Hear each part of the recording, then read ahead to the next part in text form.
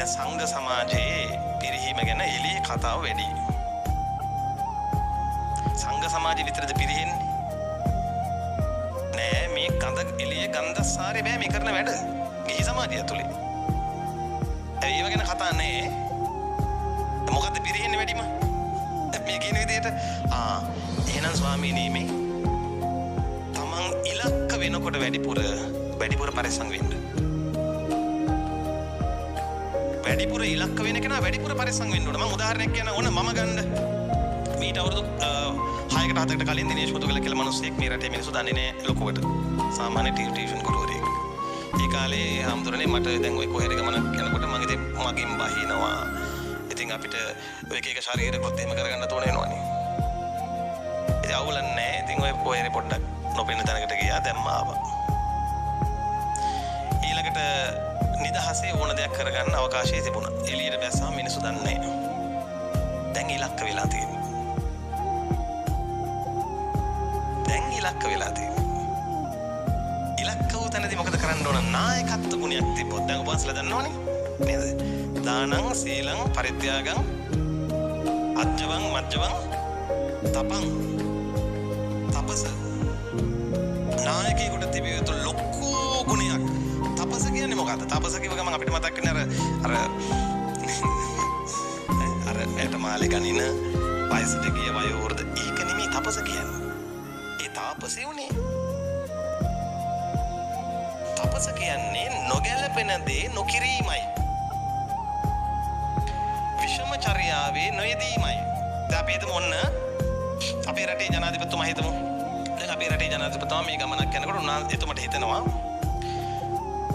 එතුමත් සාමාන්‍ය මිනිසෙක් නේ.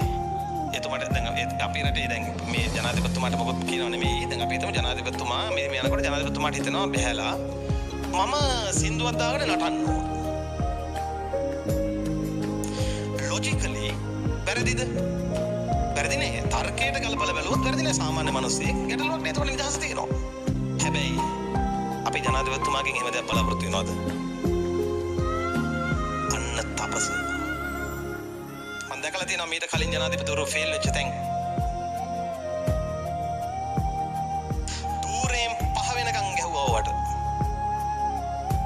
දැක්කද? යමක් බුදුරජාණන් වහන්සේ බුදුමෙන් වදාළද ඒ නොකිරීම ආපස්සට එනවා. පොඩි හාමුදුරන් වහන්සේලාට යන්න කලින් එකක් කියලා යන්නම් පොළොන් නම් ඔලුවේ තියාගන්නවද? ඔව්. මං ඉතින් ආදරේ වහන්සේලාට ඒකයි මම යන්න කලින් කියන්නේ ඒක. මොකද අරහත් දජේ දරාගෙන ඉන්නවා දැක්කද මට හරිය සතුටුයි.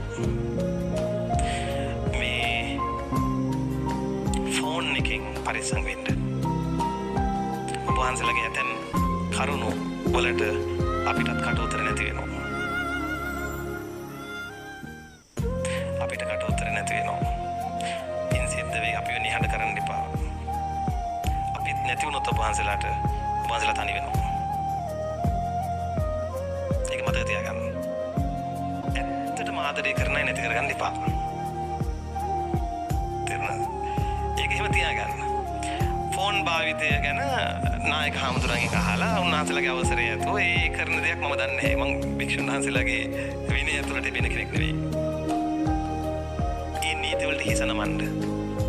සත්‍ය අපරිහානීය ධර්ම මතකයිද? පැනවෝ නීති වෙනස් කරන්නේ නැහැ. ඊළඟට ඔබ වහන්සේලා වේද බින්න වෙන්න එපා. සමගිය රැස්ලා සමගිය කතා බස් කරලා සමගිය විසිරියන්න ඕන. තමයි සමාගමේ පිරිස රැකෙන්නේ.